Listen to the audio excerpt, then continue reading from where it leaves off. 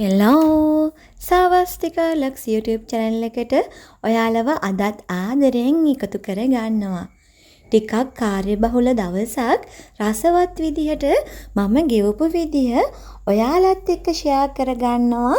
ඔයාලගේත් කාර්යබහුල දවසක් මේ විදිහට ලස්සන කරගන්න පුළුවන් වෙන්න.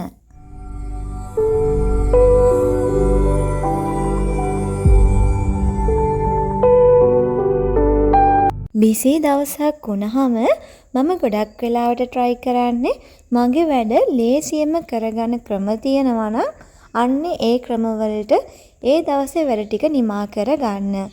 ඉතින් අදත් ඒ වගේ දවසක්. ඒ හින්දා මම අද දවල්ට කබ්ස් රයිස් එක හදනවා කියලා හිතුවා. මොකද ඊටමත් ලේසියෙන් අඩු වෙලාවකින් අඩු අමුද්‍රව්‍ය ප්‍රමාණයක් එකතු කරගෙන වැඩි රසකට හදාගන්න පුළුවන් අරාබි රයිස් එකක් නිසා.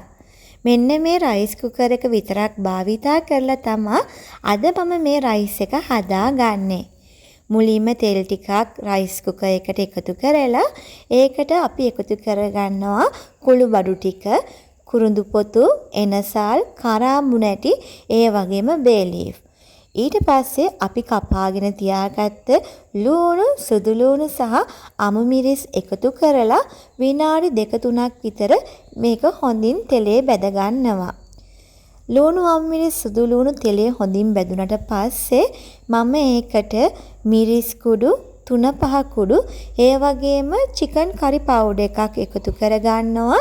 මේ අරාබි රයිස් එකේ රස තව ටිකක් වැඩි කර ගන්න. අන්තිමටම මම කහ කුඩු ටිකක් එකතු කර ගන්නවා. ඒ වගේම තමා ඔයාලා එකතු කරන මිරිස් 3-5 ඒ වගේම කුළු බඩු වල එන පාට අනුව තමා ඔයාලගේ රයිස් එකේ පාටත් ලස්සනට හැදිලා එන්නේ. අන්තිමටම මම ලොකුවට කපාගෙන තියාගත්ත චිකන් ටික එකතු කරලා අපේ කුළු බඩු මිශ්‍රණයත් එක්ක හොඳින් මිශ්‍ර කර ගන්නවා. ඊට පස්සේ අපේ රස අනුව ලුණු එකතු කර ගන්න ඕනේ. ඒ වගේම පොඩිවට කපාගත්ත තක්කාලි ටිකත් මේ අවස්ථාවේදී මම එකතු කර ගන්නවා. චිකන් ටික තඹ ගන්න අවශ්‍ය වෙන වතුර මම මේ අවස්ථාවේදී එකතු කර ගන්නවා. මම එකතු කරගත්තා හරියටම වතුර මිලිලීටර් 250ක්. ඔන්න දැන් මගේ චිකන් ටික තැම්බිලා ඉවරයි. දැන් මම කරන්නේ රයිස් කුකර් එකෙන් ඉවතට තඹගත චිකන් ටික ඉවත් කරගන්න එක. ඒ වගේම තමා මේ ඉතුරු වෙන චිකන් ස්ටොක් එකෙන් තමා අපි අපේ බත් එක උයා ගන්නෙ. ඔයාලට පේනවානේ මේ චිකන් ස්ටොක් එකේ කලර් එක. ඉතින් මේක අපි එකතු කරගන්න ස්පයිසස් එක්ක ප්‍රමාණයන් එක්ක වෙනස් වෙනවා. අපේ ගෙදර පොඩ්ඩෝ දෙන්නෙක් ඉන්න හින්දා මම අඩු ස්පයිසස් ප්‍රමාණයක් තමා එකතු කරගත්තේ. ඒ ස්ටොක් එකට මම ඊට පස්සේ අල ටික එකතු කරනවා. ඒ වගේම පෙගෙන්න දාලා තිබ්බ අපේ බාස්මති හාල් ටිකත් මම මේ චිකන් ස්ටොක් එකට මේ වෙලාවේදී එකතු කරගත්තා.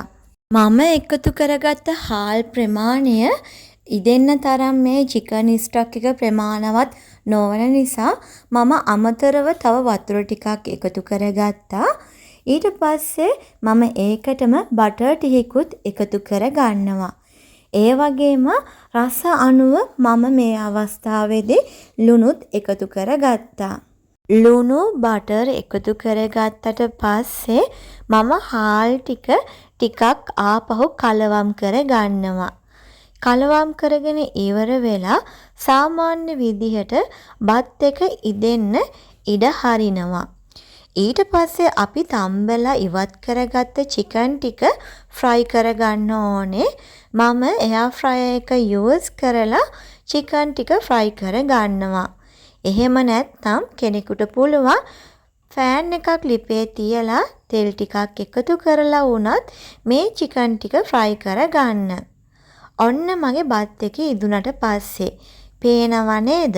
ඉතින් මේ බත් එකේ පාට එන්නේ කලින් කිව්වා වගේම අපි එකතු කරගන්න කුළු බඩු වල ප්‍රමාණයන් එක්ක සහ ඒ වගේ පාට අනුව මම අඩු කුළු බඩු ප්‍රමාණයක් එකතු කරගත්ත නිසා තමා මගේ රයිස් එක කහ පාට සහ තැඹිලි පාටට වගේ හුරුවට තියෙන්නේ.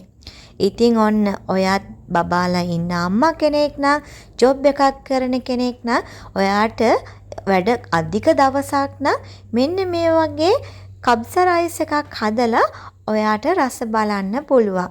ෆ්‍රයි කරගත්ත චිකන් ටිකත් මේ විදිහට මම රයිස් එක උඩින් එකතු කරලා ගෙදර කට්ටියට රස විඳින්න දුන්නා. ඔයත් දවසක අනිවාර්යයෙන්ම try කරලා බලන්න. ටී ටයිම් එකට හදිස්සියේ මොනා හරි හදාගන්න හිතුනොත් ඔයාට පුළුවන් මෙන්න මේ විදිහට පුළුන් වගේ රසම රස කේක් එකක් ටෝස්ට් එකෙන් හදාගන්න. පිටි ග්‍රෑම් 125යි, බටර් ග්‍රෑම් 125යි, large size eggs 2යි, සීනි ග්‍රෑම් 125යි, බේකින් පවුඩර් තේ හැඳි 1යි, fresh milk මිලිලීටර් 30යි. ඔන්න ඔය ටික තමා මම මේ කේක් එක හදාගන්න අද භාවිතා කරන්නේ. මුලින්ම පිටි ටිකට බේකින් පවුඩර් ටික එකතු කරලා හලාගෙන පැත්තකින් තියලා සීනි ටිකයි බිත්තර ටිකයි එකතු කරලා හොඳින් මම බීට් කරගත්තා. oven එකක් නැති කෙනෙකුට පවා මේ කේක් එක ගෙදරදී රසට හදාගන්න පුළුවන්. අපි ටෝස්ට් එකේ මේ කේක් එක හදාගන්නේ ඒ වගේම බේක් වෙන්නත් විනාඩි 3ක් වගේ පොඩි වෙලාවක් තමා යන්නේ. සීනි ටිකයි බිත්තර ටිකයි හොඳින් බීට් කරාට පස්සේ ඒකට මම බටර් ටිකත් එකතු කරගෙන ආපහු හොඳින් බීට් කරගන්නවා. මේ වෙලාවේදී ඔයාට පුළුවන් වැනිලා තියනවා නම් වැනිලා වලින් තේ හැන්දක් එකතු කරගන්න. ඒ වුණාට අද අපේ ගෙදර වැනිලා ඉවරයි. ඒ නිසා මම මේ කේක් එකට වැනිලා එකතු කරගත්තෙත් නැහැ. ඒ වුණාට කිසිම සුවඳේවත් රසේවත් වෙනසක් ඇති වුණේ නැහැ. ඊට පස්සේ මම ලුණු ස්වල්පයක් එකතු කරනවා. බොහොම පොඩි ප්‍රමාණයක් තමා ලුණු අපි එකතු කරන්න ඕනේ. ලුණු ටිකත් එකතු කරගෙන හොඳින් මිශ්‍ර කරලා කලින් හලාගෙන තියාගත්ත පාන් පිටි ටික මේ අවස්ථාවේදී මම මිශ්‍රණයට එකතු කර ගන්නවා. පාන් පිටි ටික මුලින්ම මම ස්පැචුලා එකකින් මේ විදිහට කලවම් කර ගන්නවා. හොඳට කලවම් වුණාට පස්සේ බීටර් එක අරගෙන හොඳට බීට් කර ගන්නවා. එතකොට තමා මේ කේක් බැටර් එක ස්මූත් එකට අපිට ගන්න පුළුවන් වෙන්නේ. ඉතින් මේ කේක් එක හදන්න නම් ඔයාලට කේක් හදන්න කලින් දැනගෙන ඉන්න එහෙම කිසිම දෙයක් අවශ්‍ය නැහැ.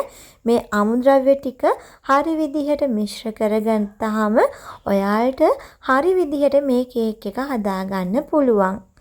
අන්තිමටම මම fresh milk මිලිලීටර් 30ත් එකතු කරලා හොඳින් බීට් කරගෙන මගේ බැටර් එක මේ විදිහට හදාගත්තා. මම කලින්ම කිව්වනේ අපි මේ කේක් එක හදාගන්නේ ටෝස්ට් එකේ. ටෝස්ට් එකේ උඩයි යටයි දෙකේම මේ විදිහට අපි හොඳින් බටර් තවර ගන්න ඕනේ.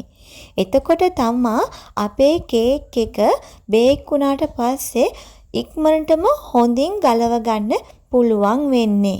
ඒ වගේම බටර් වෙනුවට කොයිම වෙලාවකදීවත් පොල් තෙල් වගේ දෙයක් මේකට ඇප්ලයි කරන්න යන්න එපා. මොකද එහෙම වුණොත් අපි බැටර් එක එකතු කරාට පස්සේ අපිට එන කේක් එකේ රස වෙනස් වෙන්න පුළුවන්. බැටර් එක එකතු කරගන්නකොට වටේට ඉහිරෙන ප්‍රමාණවල් පරිස්සමෙන් ඉවත් කරගෙන අපි පාන් ටෝස්ට් කරන විදිහටම ස්විච් එක ඔන් කරලා තියාගන්නවා. ඊට පස්සේ මේකේ බටන් එක මාරු වෙලත් විනාඩියක් විතර තියලා තමා ස්විච් එක ඕෆ් කරලා කේක් ටික මේ විදිහට එළියට ගත්තේ. මුලින්ම මම මේ හදාගත්තේ බටර් කේක්ස් ටිකක්. ඊට පස්සේ ගෙදර රෝස පාට ෆුඩ් කලරින් එකක් තියෙනවා මතක් වෙලා අපේ පොඩ්ඩෝ දෙන්නත් පාට දේවල් වලට කැමති නිසා මට හිතුණා බැටර් එකට ෆුඩ් කලරින් ටිකක් එකතු කරලා කේක්ස් ටික හදා ගන්න. ඉතින් මම ෆුඩ් කලරින් එකෙන් බිංදු 2ක් විතර බැටර් එකට එකතු කරලා හොඳින් මිශ්‍ර කරලා කලින් වගේම ටෝස්ට් එකට බටර් ටිකක් ඇප්ලයි කරලා අපේ බැටර් එක මේ විදිහට මම දාගත්තා. බැටර් එක දාගන්නකොට හොඳ ප්‍රමාණයක් ගෙනල්ලා බැටර් එක දාගන්න. එතකොට තමා කේක් එක ලස්සනට පුළුන් වගේ පිපිලා එන්නේ. මේ තියෙන්නේ මම රෝස පාට එකතු කරගෙන හදාගත්ත ඒ කේක්ස් ටික. කොහොමද? ලස්සනයි නේද?